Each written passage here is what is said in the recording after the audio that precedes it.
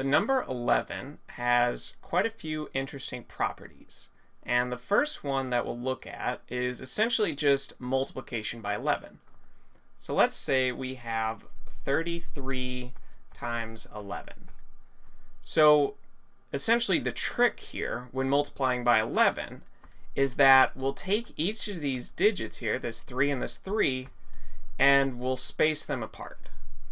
And this middle digit here is just going to be the sum of 3 and 3. So in this case, we get 6. So if you were to check this in a calculator, you do get 363.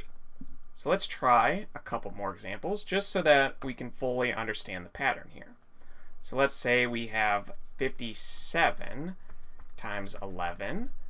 So we're again going to place these two numbers apart from each other and leave a space for our middle digit.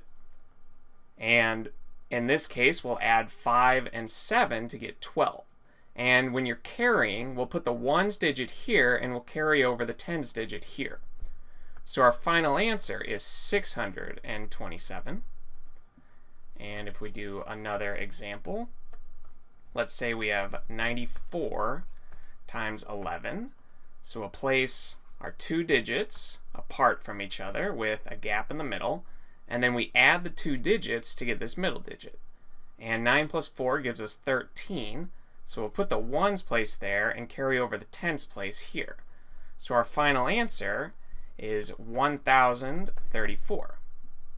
And so far, we've only done multiplication with 11 with two-digit numbers. But let's do it now with three-digit numbers. And you can see this trick will actually work for any amount of digits we have.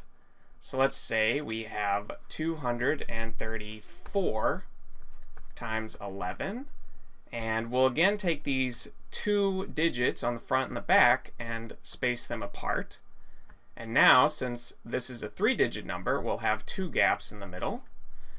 So we'll approach it the same way. We'll take 3 and 4, and these add together to give 7, this digit here. And then we'll add 2 and 3 together to get this missing digit. So when you multiply 11 by 234, you get 2,574.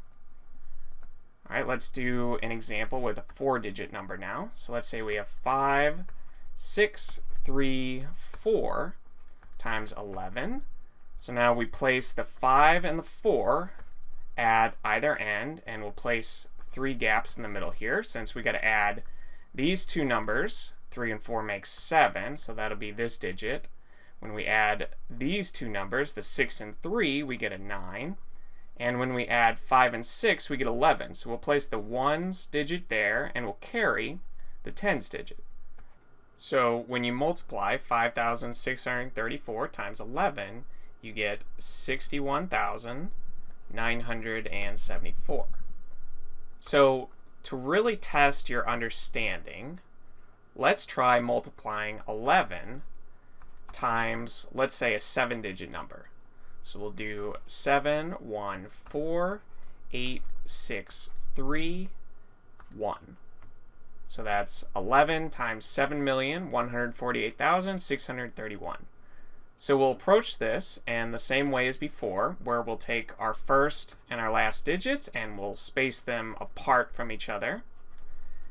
And then this next digit here will just be the 3 and the 1 added together. So we get a 4. Then we add 6 and 3 to give us 9.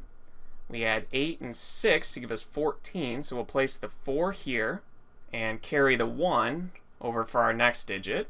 And then we have 4 and 8, which gives us 12, plus this 1 here brings us to 13. So we'll put the 3 there and carry over the 1 for the next digit. Then we do 1 and 4, which gives us 5, plus this 1 here. So we get 6. And then we do 7 plus 1, which gives us 8. So when we multiply 11 by this number here, we get 78,634,941.